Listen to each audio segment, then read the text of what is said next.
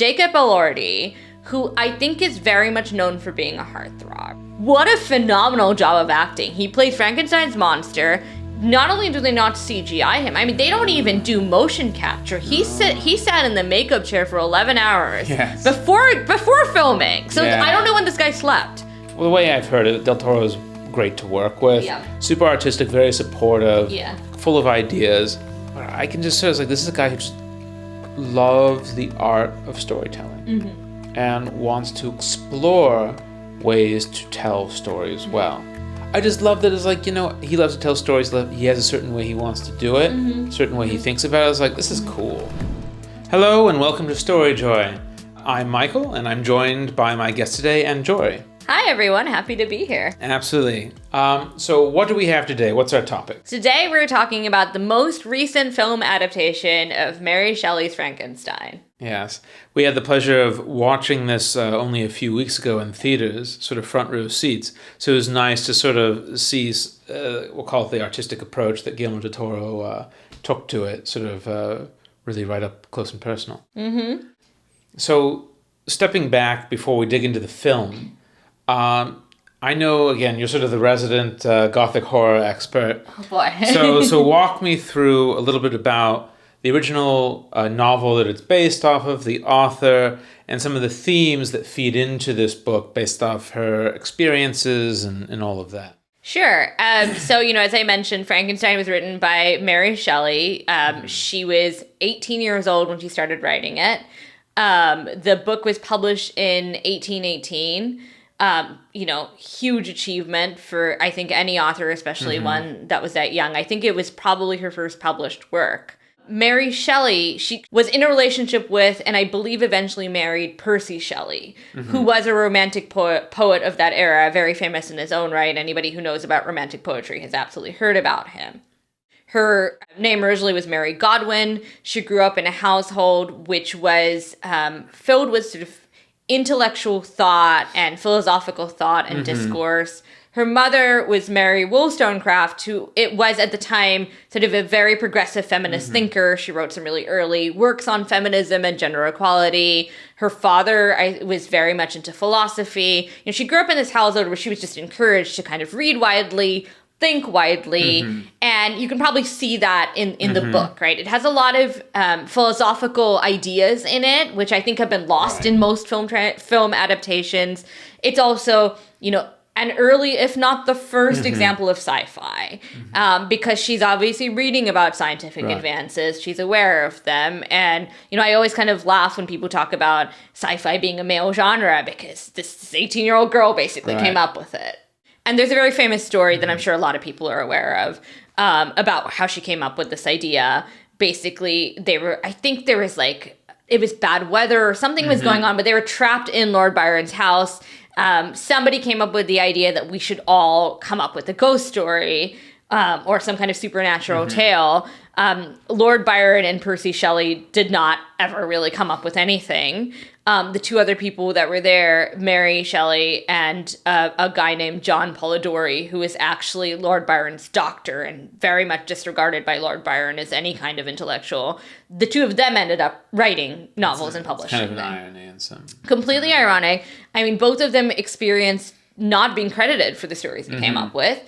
John Polidori wrote a novella called The Vampire, which is a very, very early vampire story. It predates Dracula. Dracula is very influenced by it. A lot of people said Lord Byron wrote it, but I think that's been debunked. I think he actually wrote it. And, Mary Shelley wrote Frankenstein, and a lot of people said, oh, Percy Shelley must have written it. And it's not his style, and I think that's been debunked too. Right. But, we're looking at sort of the product of all of these things I've discussed, including, and importantly, because we're going to come back to it, childbirth and the death of a child. Right. Taking it sort of high level with the film itself. So knowing the director, I think, is key. So Guillermo del Toro, he's done some other sort of horror genre stuff, but it's not in this sort of thing like jump scares or anything like that. Like I think, was it Pan's Labyrinth, for example, which I saw maybe last year or something. And so him taking this on, I've also seen Pinocchio, which he did, which was interesting. didn't surprise me. Yeah. And it's because I've watched a bunch of little clips with him being interviewed. Basically, he's been wanting to do this his whole life. And so he was sort of like, oh, this is the film that he was born to make and all of that. So there's a lot going into that in this regard. And given the type of horror that it is, I'm like, honestly, I was like, yeah, I think now, even before I saw it, even now, I would say, it's like, yeah, it makes a ton of sense that he would direct some sort of adaptation of this story. Yeah. But overall, I guess, how do you think he did? When I found out he was making this movie, it did make perfect sense to me. I've seen Pan's Labyrinth. Yeah. You know, I like that he still does real makeup and real effects. He's not a CGI guy. He's an old school filmmaker. And you can feel it. Yeah, and you can feel it, and I was really excited about it. High level, look, I thought the movie was great. There's a lot of stuff I really like about it. Like, I'm gonna probably critique it pretty heavily as we discuss, but that's because there's certain aspects that I think merit a discussion. But overall, I think this is a very good adaptation. I think we have had to suffer through a lot of really, really inaccurate adaptations that don't follow the source material. And it's one of the reasons why people think Frankenstein is a story that's completely not what the story actually is. I hadn't watched a lot of those, but I'm aware of sort of the pop culture things that were made. And I remember when I read the book, I was just like, man, I've been sleeping on this. Yeah. Because I was like, oh, it's going to be this sort of mediocre horror thing. Right, and it's not that at all. And I was like, oh no, this is amazing. Plus, I love the writing style of that era. Yeah. The word choices, the grammar, strength and structure, all that sort of stuff. It is a little bit more laborious as a reader, but I enjoy it, sort of from an artistic, emotional perspective. His film is good. I think I'll definitely say it's good. Obviously, it comes with, caveats. It's not an unalloyed good. And as you said, the fact that he focuses on using physical versus special effects is huge. Yeah. One that I saw discussed was, the book's been out and everyone knows on some level there's a ship involved, right? Yes. And so the scenes involving the ship, that's a real thing they built. Oh, wow. Yeah. Right? Now, there is some CGI in there, but it's more for the backdrop. But the thing that we see, that's real wood, all that sort of stuff, and you feel it. It has more texture, if you can say that for a film, and you sense it. And I think there's some great work in that. He used CGI where he needed to, where it's just this is just really the best solution due to limitations. And for everything else, he's like, no, we're going to make it real. What about casting? Well, I was just going to make a comment that actually applies to both what you were just saying and casting. Jacob Elordi, who I think is very much known for being a heartthrob. I think he got his start in Euphoria as the heartthrob. He's in Saltburn. He's going to be Heathcliff in Wuthering Heights that's coming out. He's a good-looking young guy, right? What a phenomenal job of acting. He played Frankenstein's monster. And the reason why it links to what you were just saying is, not only do they not CGI him, they don't even do motion capture. He sat in the makeup chair for 11 hours before filming. So I don't know when this guy slept, right? And he's just phenomenal. He's absolutely not who I would think of for this role. I don't know who I would have thought of. Yeah. Probably somebody who has done like someone like Andy Serkis or someone who does this kind of thing. He's imagining Andy Serkis as the creature. That struggle as good as he is. I don't know who I would have imagined. I would not have imagined kind of the hot young thing of today. But he is phenomenal job of acting, and it's no mean feat to do it in makeup. Right. He's in a fair bit of prosthetics and all that sort of stuff, but it's all physically there. Yeah. He does a lot of acting with his eyes. And some facial expression, the whole thing. Yeah. I didn't know who this actor was. Yeah. I still barely know, and I only know what he looks like because I've seen, again, the interviews that have popped up. Instagram knows what I've been watching recently. Yeah. So it's more of this. Right. I have to say, wow, the makeup transforms him. He does a phenomenal job to make this creature that's both angry and sympathetic and optimistic and curious. Yeah. he nails it. Heartbreak. I mean, some of his work is heartbreaking. You know, I mean, he.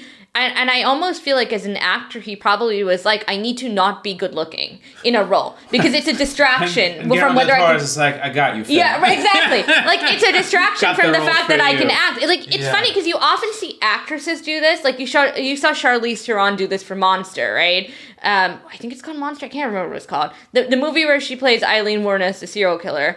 And it was the first time you'd seen a really attractive actress, you know, become hideous, basically. And you see actresses do this a lot who are known for being really beautiful because they want to prove they can act. Sure. And I think Jacob already got to that point where he was like, I'm only known for being a heartthrob. I want to show that I can act, and he absolutely can. You know, and this is the role for him to do that. He's legitimately quite tall, right? I think he's quite tall. I'm also they've done something with I'm not sure. It was unclear to me. Yes. Like, how tall is this guy? Yeah, I mean, I don't think he's anything more than say 6 foot or so. But really? They've done something with perspective. Because I have seen him, like sort of on the red carpet, if you will, with Oscar Isaac. Man, he delivers. It's like very convincing, and also the mood shifts. Yeah. Right? When he's angry, you feel that.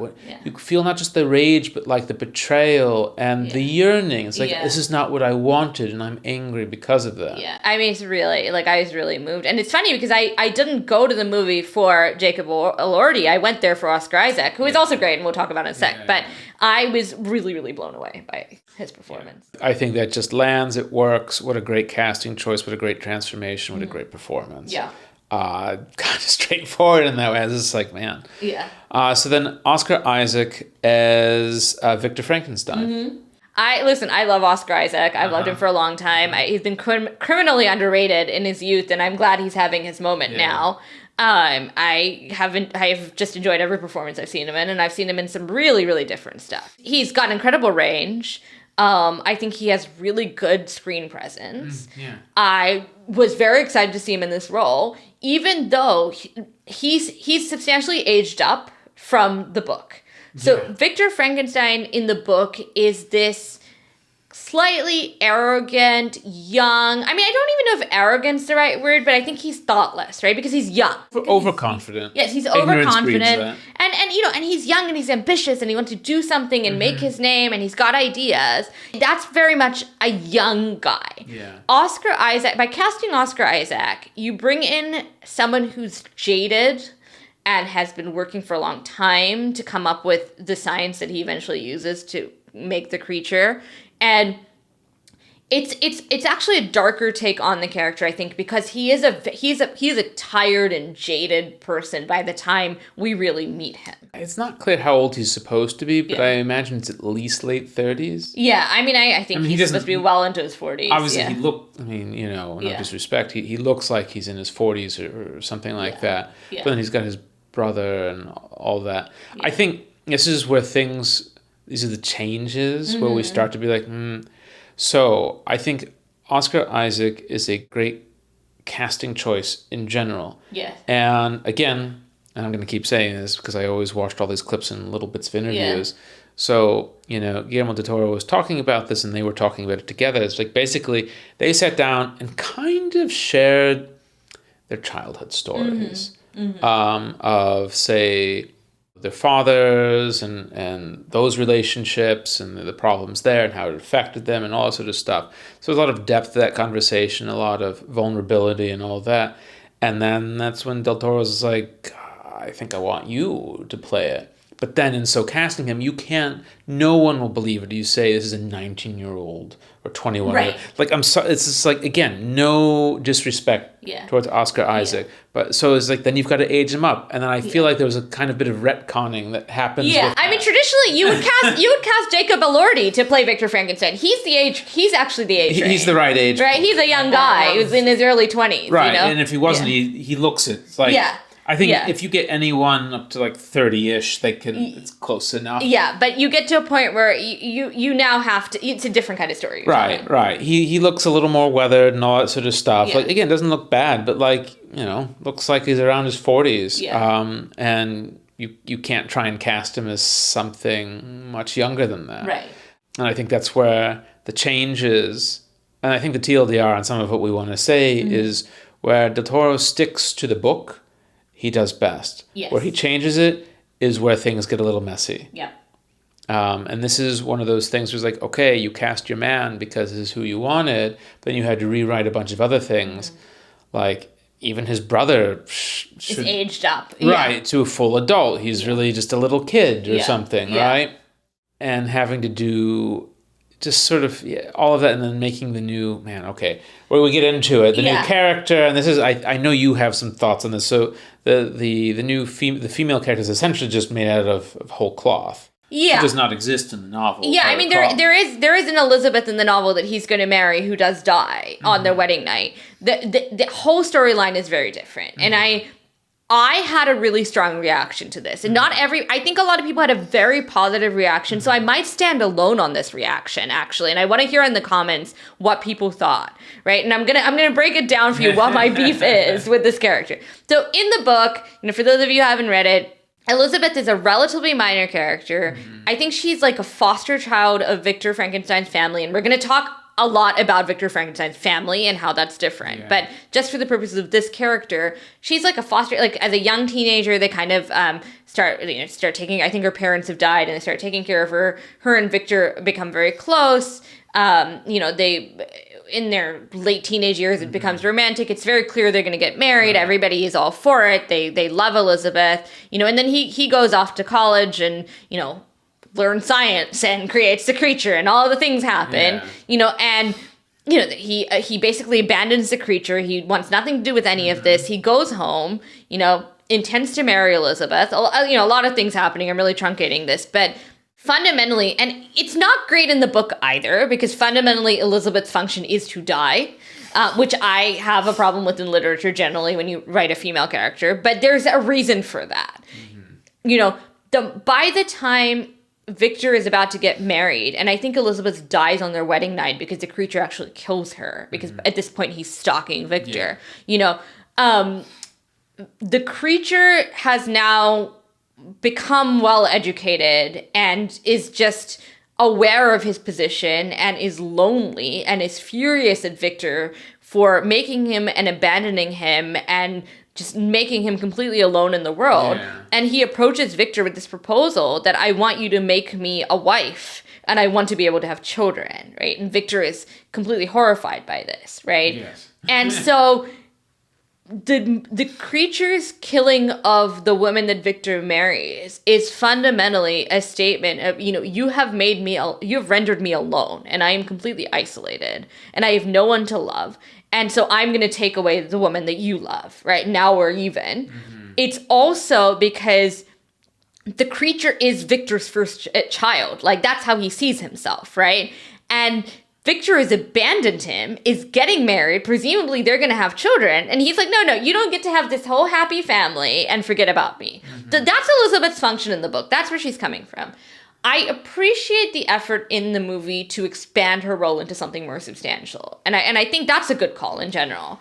My problem is that she functions solely as this, like, virtuous moral compass that exists just to be caring and maternal towards a bit of a counterpoint to Victor. Right. She has a moral, as you said, compass, a little more like compassion, empathy, all that sort of stuff. All these things that Victor, at least in the way he's portrayed here, lacks. Yeah, and those are not necessarily bad things, but it bothers me that they create a female character to basically be this maternal role. I feel like there is more that could be done with this character. There's some very trite moments, like, I think she's like reading a book and it's like, oh, she reads and he likes her because she reads feminism, and it's very heavy. Like, she's not a fully fleshed out woman. And they try to sort of, there's some half-baked storyline about how she's like about to marry Victor's brother, but she's kind of unhappy in that relationship and she's more attracted to Victor, and the storyline is not really borne out as to why she's so unhappy. That bit of the story, I'm just like, this is a distraction. Yeah. And then it kind of doesn't go anywhere. It doesn't go anywhere. Right, like then there's some like weirdness between them and then she whatever, but I'm just like, this doesn't need to be here. It doesn't serve the story. Yeah. It confuses and muddies things. Right. I see a little different than you in terms of, like, you said, oh, she reads, therefore, like, say, feminism or something like that. I thought it was like, this is what connects them, and also Del Toro sort of creating them as mirror images, like almost mirror images, right? It's like they're parallel, really, but they differ in very, very important ways, pretty much in the ways that make Victor kind of this tragic, I don't know, figure, or definitely who he becomes. What is it like that people say knowledge is knowing the creature is the monster, wisdom is knowing that Frankenstein is the monster, that sort of thing, what kind of makes him in a way monstrous. And those minor differences, like, it's like, oh, they are both people of science and knowledge and curiosity, and want to understand the world and all that sort of stuff, but whereas he wants to kind of bend it to his will and do these sort of things, she wants to sort of appreciate it and all this sort of stuff, and wants to do right by the creatures in it, and all this sort of thing. So I think that's how I think of it, is like the counterpoint more than anything else. And that might be a different, like, just sort of where we're coming from. It's like, what you said wouldn't have been on my radar at all, right? And there were some other things as well. Though, on a related note, the fact that they had the same actress play, and I'll let you take on this. So let's dig into that. It's funny because I've seen no criticism about this, and it completely rubs me up the wrong way. You know, they had the same actress play Victor's mother at the beginning as Elizabeth, the love interest. And I'm just like, wow, Freud has just turned around in his grave. It's such an unnecessary thing. I don't know why they did it. It's got nothing to do with anything, you know.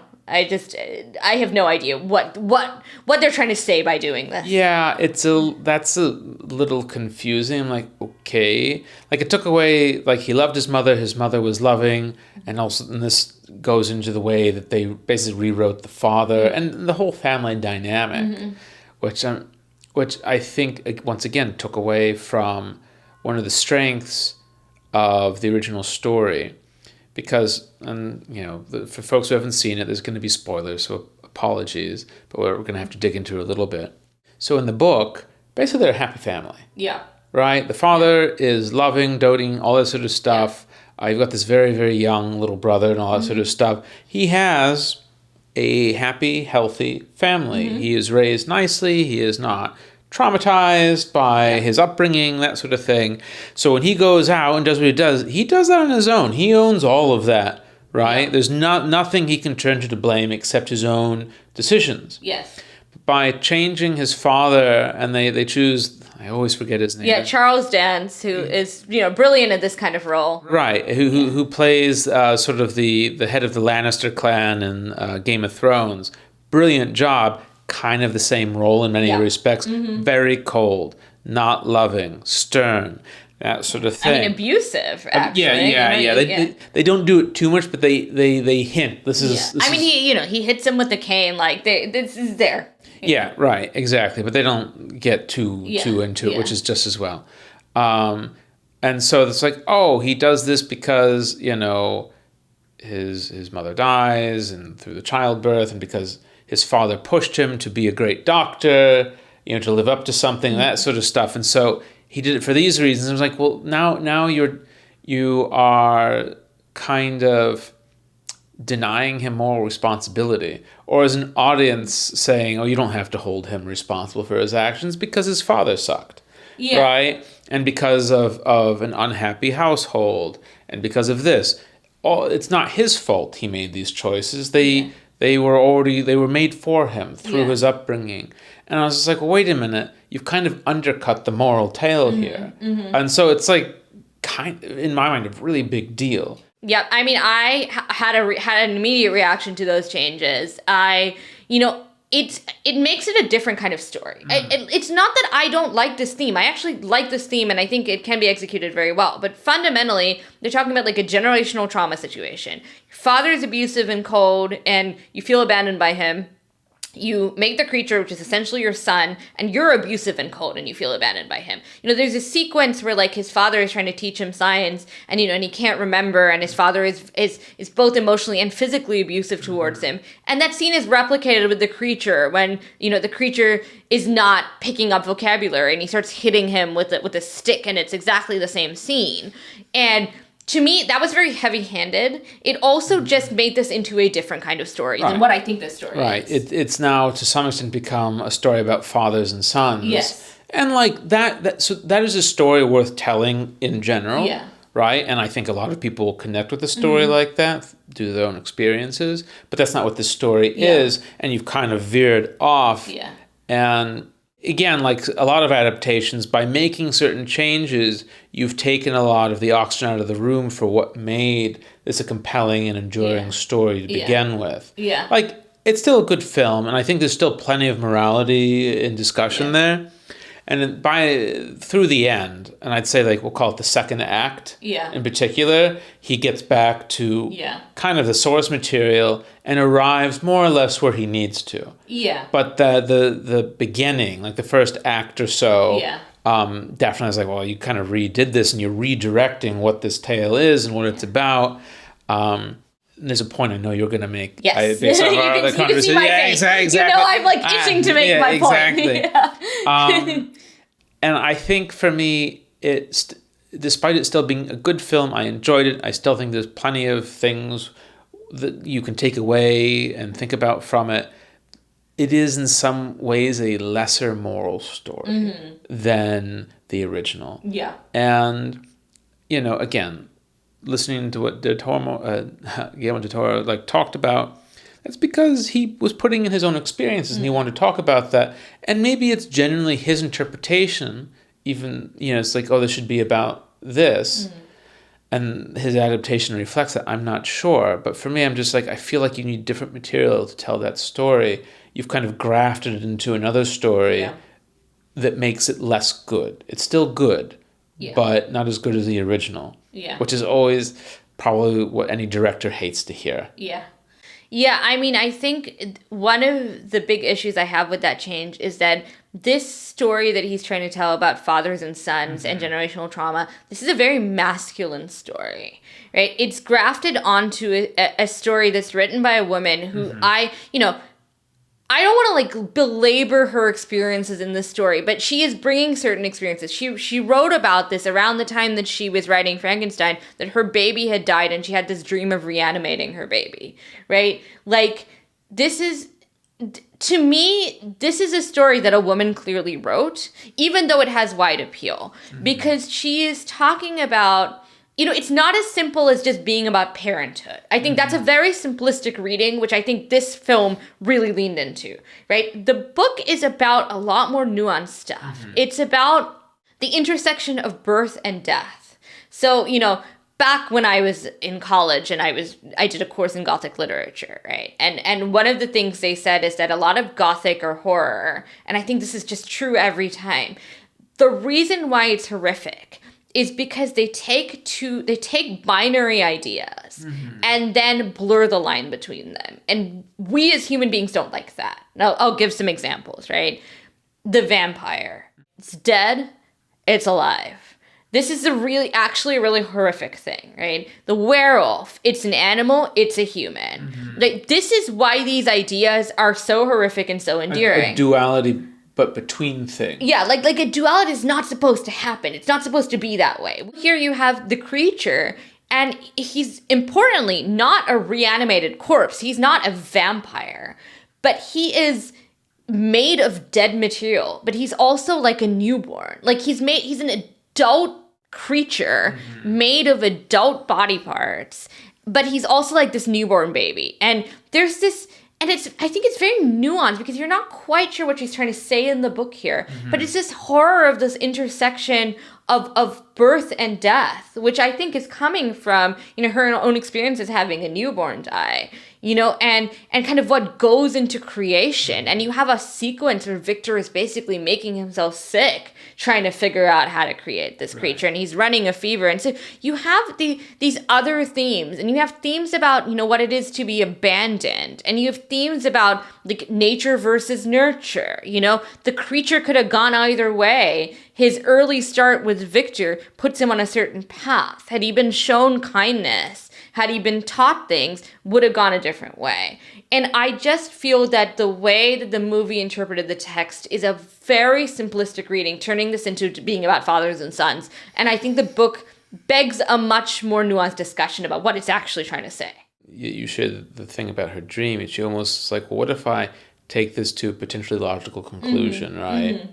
And this is why it's a kind of horror. Yeah. It's like when you get what you want, is it what you actually want, right? It's like there's a famous story, The Monkey's Paw, which is about, a guy's son dies and he wishes that he would come back to life, and he does come back to life, but basically as a zombie, and it's one of those things that there's a reason why we don't get what we want, because we don't know what that's actually going to be like. And, Victor was so hell-bent on creation, he hadn't thought about the responsibilities that come with it and decided he didn't want them. Yeah. Right, which, obviously that's not how it should work. Yeah. I mean, it's a classic sci-fi theme, just because we can do it, should we? I mean, we've seen this throughout sci-fi. You're right. Your scientists were too busy figuring out if you could. You never asked if you should. Exactly. That's the thing from Jurassic Park. And that is exactly what she's doing. This is probably a slight misquote, but I'm close enough. Yeah, that was what I was thinking of, and I just couldn't place where it was from. But that's exactly what it is. I mean, should we do it? Jeff Goldblum. Should we clone? Should we do all of these things? Should we diagnose babies' illnesses in utero and decide if they're going to be born? Should we do all of these things?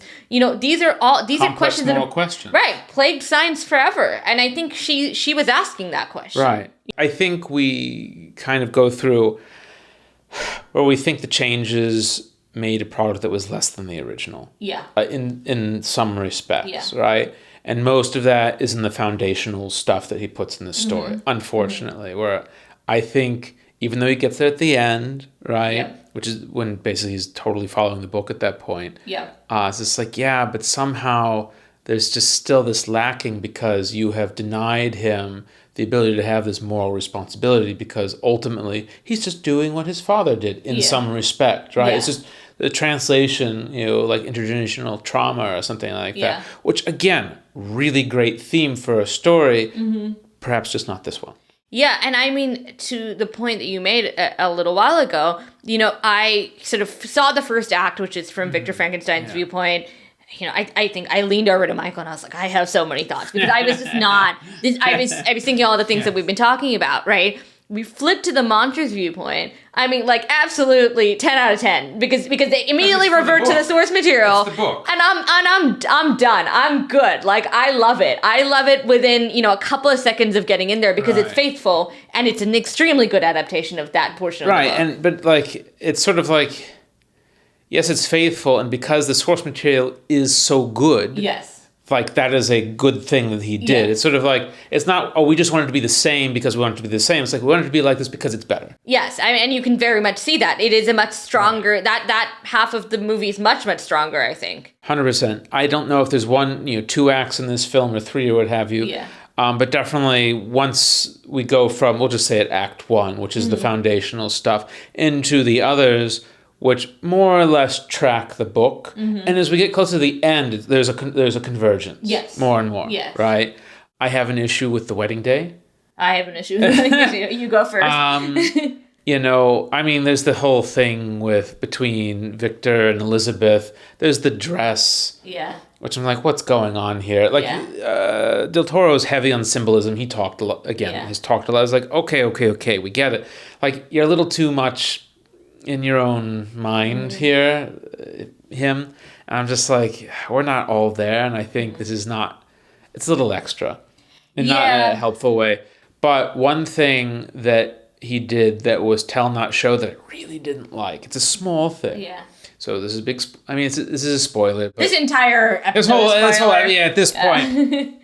So when the creature's there and Victor was like, trying to shoot it or something like that, instead gets Elizabeth. Yeah. But then the creature, just because he's big and strong, whatever, like the younger brother comes over, just swats him into like a post, and of course it hits the back of his head and he's done for. But as he's dying, he says something along the lines of like, Victor, your problem is like you always go too far. You don't know when to stop.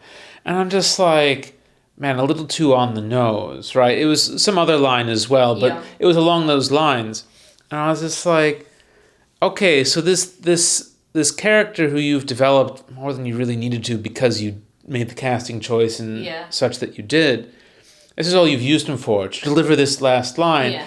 And it's a little odd, because the whole time leading up to this, the brother's just like the successful younger brother who's like, yeah, my brother is who he is, and I forgive him for that, right? And I accept him as he comes. Yeah. And then at the end, only when he's dying, then he's going to be critical. It's just like, but it's really to serve a plot. I'm just like, surely there was another way to do it. Yeah. It's a small thing that just bugged me. Yeah, it comes a little bit out of nowhere. Had this been, if Elizabeth said this line, actually, that would have tracked with her character. Well, they have the whole conflict between the two of them. That would totally track. Yeah, I mean, here, it's not like we have a history of the brother saying you're going too far. No, he's always kind of apologetic and I mean, heck, he helps his brother get things set up. Yeah. So, yeah, and I think you're absolutely right. Like, if she was dying, she said something like that, and it could in one breath forgive the creature because that's in line with her character and her thinking, and sort of criticized him. That would have made a ton of sense. But the brother doing it, I was like, he's just kind of a vehicle for the story. He's not really doing a lot. Yeah, yeah. Like, honestly, Elizabeth is more important. Yes, the brother's just there. He's really just there because they needed that character. Okay, so tell me what you didn't love about it. Well, just as a general change to the story, I also want to note the creature doesn't ever really, I mean, other than when he's like fighting with all the people on the ship, he doesn't actually kill or harm anybody. Oh, that's true. Big departure from the book. In the book, he kills, the brother is a kid, he kills him, right? Elizabeth, he kills her. Here, it's actually Victor that's kind of responsible for all of it. I mean, the brother kind of dies by accident here, because the monster shoves him. Wasn't even thinking about it. You could tell. The monster's just big and strong. Dude was in his way. Just swatted him. It wasn't like he went out of his way for it. Yeah, he goes out of his way in the book, right? Yeah. And, Elizabeth, he killed very intentionally. Here, like, it's Victor who accidentally shoots her. And, they actually absolve the monster of all responsibility. And the point is that this is a book where everybody goes bad. Everybody's behaving badly here. And other people are victims for their bad behavior. Right. So that's the plot point issue. He does try and make the creature, who I think is already a sympathetic character. Yes. Absolutely a victim. Yeah. And then out of bitterness, anger, sort of stuff, it's like, well, if you insist on ensuring that I cannot be happy, or you won't do even this small thing for me, then I'll make sure that you also are not allowed to have happiness. Yeah. I will take that out of your life as you've done that for me. You've denied me this, and I shall deny you this. Yeah, and that's a little bit lost right here. I don't love kind of the Elizabeth's death scene. I tend to have problems when they really glamorize a woman dying. She has a whole speech, and I'm like, someone's bleeding out and been shot in the stomach. It's not going to have a whole speech. The creature runs off with her. Yeah, he carries her out. It's actually a reference, I think, to a lot of much older adaptations of Frankenstein, which have this whole Frankenstein's bride storyline, and he's usually carrying a woman. Often it's the Elizabeth character, but they've done something else with her. I actually think it was a little bit of a tongue-in-cheek nod to a lot of other film adaptations as opposed to the book.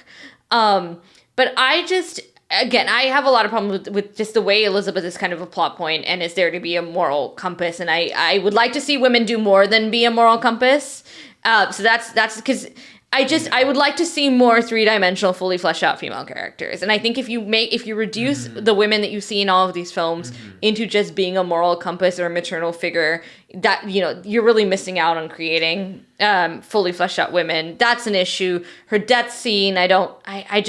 I have some problem with this very glamorized death scene of a woman. You know? Yeah, no, and that makes sense. Yeah. I think in general, Del Toro is sort of like, he loves metaphor. He loves symbolism. Yes. And everything, like down to like color choices, like he was talking about the color green for her. Yes, like, yes. all this sort of stuff, which part of me is like, that's kind of cool. Like, in a general way. Listen, I thought the costuming was really interesting. Oh, I mean, yeah, we can do a whole other episode on that, you know? Right, no, that's for sure. I mean, it was a great world that he delivered on the screen where he was like, this is absolutely happening. Yeah.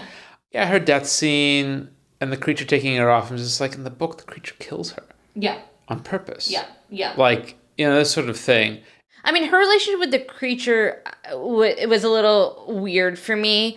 He was almost like a third love interest in a way. You know, it was it didn't work for me. And when she's dying and she's kind of like, you know, we understand each other, something like we're both outsiders, and it's like, you haven't fleshed that out with her character.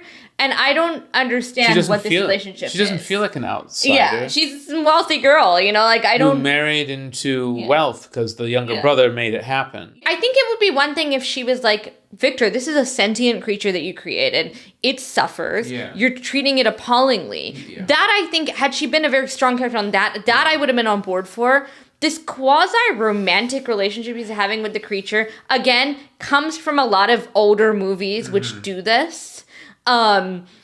Just left me totally cold. Yeah. I don't know what they were trying to do. Actually, her relationship with, if we call the creature male, which I guess he is, it's like all the, like, Victor, his brother, and the creature. I'm just like, what is this? Yeah. And even her uncle, which is a whole nother thing. Oh, yeah.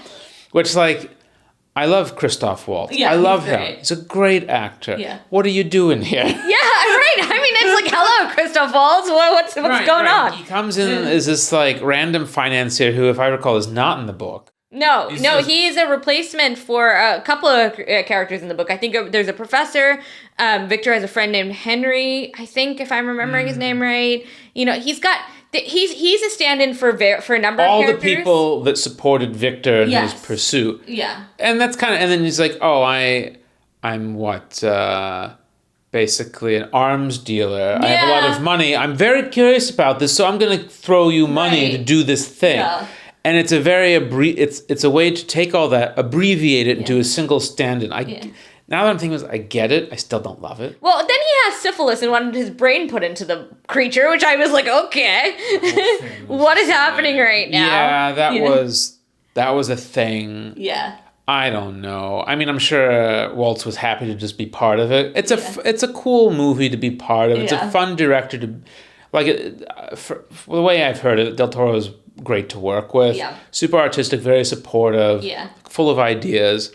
And, like, even though I don't love in their entirety any of the things I've seen of his, I really appreciate just his joy of storytelling. Oh, yes. I mean, I like that he has a very defined style. I really respect that, and I will watch anything he makes, for sure. He does. And even though a lot of his stuff is not my go-to genre, like, in general, I watched, again, this is only, I think, the third of his things I've watched. It's just Pan's Labyrinth, Pinocchio, and Frankenstein. But I can just say, it's like, this is a guy who just loves the art of storytelling and wants to explore ways to tell stories well. And he has definitely his own take, his own style, his approach. And I was just like, great. It doesn't have to be something I love, but I still very much appreciate his films. Right? Me too. Yeah. You know, this is great. Like, Pan's Labyrinth is like, if you don't feel something out of that, you have not been paying attention. I was so traumatized when I saw that movie. I saw it a long time ago. I still remember it very clearly. Right, exactly. So in that regard, like, I love him as a director. I'm glad he's there. I mean, the way, like, I feel about Wes Anderson. Yeah. He's not, like, I don't know if I have a top 3 set of directors. I don't know if he's in there, but I was just like, I just love that it's like, you know, he loves to tell stories. He has a certain way he wants to do it, a certain way he thinks about it. I was like, this is cool. Yeah. And I see you're having fun. The people he pulls in to do it probably also love it because they're just like, this is fun art. And I was like, awesome. I'm here for the ride. Yeah. Right? Obviously, the themes that Del Toro tends to deal with are a lot heavier. But I think that's where he comes from. And that's what he gravitates towards, the sort of stories and and thinking. And in that regard, I think he did a great job, and I think he is a great director for this kind of story. Very minor thing, but I love the casting of the captain. Yes. I talked about this with you. He was great. And he's actually is Danish, so right. I was just like, and that was amazing. I was like, oh, this guy's nailing it. Yeah, and I had never seen him in anything. I thought he was great. This is a role that can be really overlooked because it's kind of a bookending role. But I mean, he really brought a lot to that role, and I just thought he was excellent. Right. I mean, he was good enough that it's memorable. Yeah. Like, it's just like this captain, like, was present the way he delivered and all that sort of stuff. The scene with the creature at the end, where he's kind of bought into Victor's tale of the reality. Yeah. And then he's like, basically, do your worst. He says something else, but he's like, basically, it's like, show me that everything that this guy has told me is true. Kill me. Yes. Right? And the creature's like, oh, is that so? It's like, in that case, I will tell my tale. Yeah. And then we go into Act 2, which is what follows. I mean, that is probably, to me, the single greatest scene in the entire movie. When the creature is like, I think he says that he has told his tale, now I shall tell you mine. Something like that. And, you know, and it's just like, buckle up, you know? It's a classic old way of doing things. Yeah. And I love it. I love it. That split perspective, I love that. I think it's a very effective storytelling device. That brings truth, ideally, right? Yeah. Once you get sort of everyone's story out. I loved sort of the whole sort of Danish crew and all that sort of thing, the captain himself. And so even though it's like a minorish role, he does a lot with it in a way that you're just like, he only gets however many minutes of screen time realistically, but you remember just like, it's a great character. So I really appreciate it. And I think driver of a lot of the storytelling, right? He ends up being kind of important in a way. Yeah. I mean, there's a story within a story, and this is from the original novel, you know, about, you know, basically ambition and the cost of it. And this character is supposed to be another Victor Frankenstein, essentially. His ambition is exploration, right? You know, and he's pushing for this Arctic, like, mission that's getting his men killed. It's not going anywhere. This entire story is almost a cautionary tale for him. It's the great lead-in, basically, where they're stuck, right? They're somewhere in the Arctic. Yeah, and they're just stuck in the ice. Right, their boat's stuck. And the men are not doing well. They want to go back, and the captain's like, "Nope, we have a mission. We're going to do this." And he's being told pretty clear. It's like, the men want to go back. They're scared. Yada yada. He's like, "We're going to stick to this no matter what. We came here to do a thing." After hearing this and really watching what happens, he's like, you know what? I think I've learned something today, and let's go home, boys. Yeah, yeah, and that I think that aspect is often forgotten. Right. Some things are not worth the cost. Yeah. This is a pervasive theme in sci-fi, which I think people don't realize, you know, this early, that it was in... Back to the Jurassic Park quote. Right, exactly. People don't realize that this is there in Frankenstein, you know? What's the cost of ambition? What's the human cost? Oh, man, is Jurassic Park just a retelling of Frankenstein? I mean, probably, you know, that T-Rex. Michael Crichton is just like, I got this. I'm going to tell it, but completely different, but also kind of the same. You know, but in all seriousness, you know, I think this is the English student in me, right? Just in the same way a lot of fantasy, you know, stands on the feet of Lord of the Rings. You know, I think to some, both sci-fi and horror, these are kind of two genres, because Frankenstein straddles both. In some ways, they stand on the feet of this novel, and a lot of people don't realize that, because a lot of people don't know what this book is actually about. The horror of creating something that, like, pursues you, you know, you see that in sci-fi and you see it in horror. Yeah. And I think I would just encourage everybody who is interested in these genres to actually read the book, because you'll start to see the references more. Well, it's funny. I typically say I don't like horror. Yeah. Right? And my reasons are very straightforward. A lot of it is like, what do you call it? Jump scare and like body stuff. Yeah. I mean, what is it? The Substance? Is that what it's called? Like classic body horror. Interesting. Don't want to see it. I think cool concept. Don't want to watch that. And like the jump scare, I'm just like, this is pointless. Like, what's the story? Yeah. Right? And so I'm not into it. I never thought of Frankenstein as horror. Really, until I was talking to you about it. I never put it. I don't even know if I put it in sci-fi. It just was. Yeah, I mean, look, Dracula is the same way, right? You have the million film adaptations, and they're all horror films, and but you read the book. It's in some ways very nicely comparable to Frankenstein. Maybe we'll do another episode if you guys want. Right. But that's also a book that I remember I read when I was in college, and I was like, this is not what I thought this was going to be.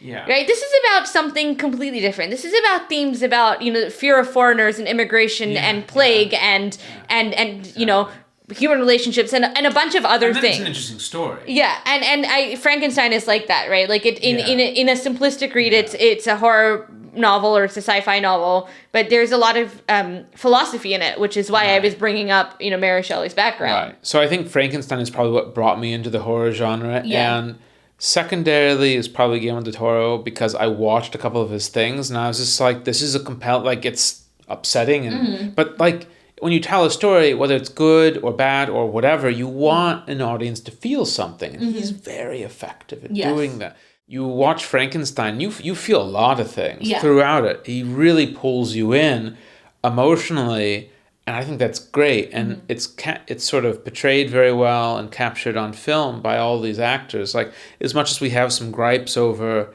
really what are writing choices more than anything else in terms of like the story. Yeah. The execution was good. Yeah, this is a good film. Right? It's a good movie. The story that was written was executed brilliantly. Yeah. But we have some issues with some of those choices on the story writing bit. So I think I've realized, like, I actually don't dislike horror. No. But I am a little particular. Yeah, and I'm the same. I mean, this is a genre that I'm very interested in, but I have a very specific thing that I enjoy, mostly because they say something about the human condition. Nosferatu is the other sort of big horror movie that came out within the last couple of years. I would say Frankenstein and Nosferatu are like the big ones of, certainly the last 5 years. Sure. Okay, so I think we went through quite a few interesting things on the character and the plot. Yeah. Are there any other big things you would touch on that sort of left an impression, or you had, we'll call it, thoughts on? Yeah, I mean, we were talking about costume earlier. I love just fashion and style in general. I'm really interested when films these days put a lot of effort into costume design. You don't necessarily see that a lot, and I really like the aesthetic of this film, particularly Elizabeth's clothes. I did not really understand what they were doing with the colors. I've read some commentary on, like, she's associated with green, his mother is associated with red.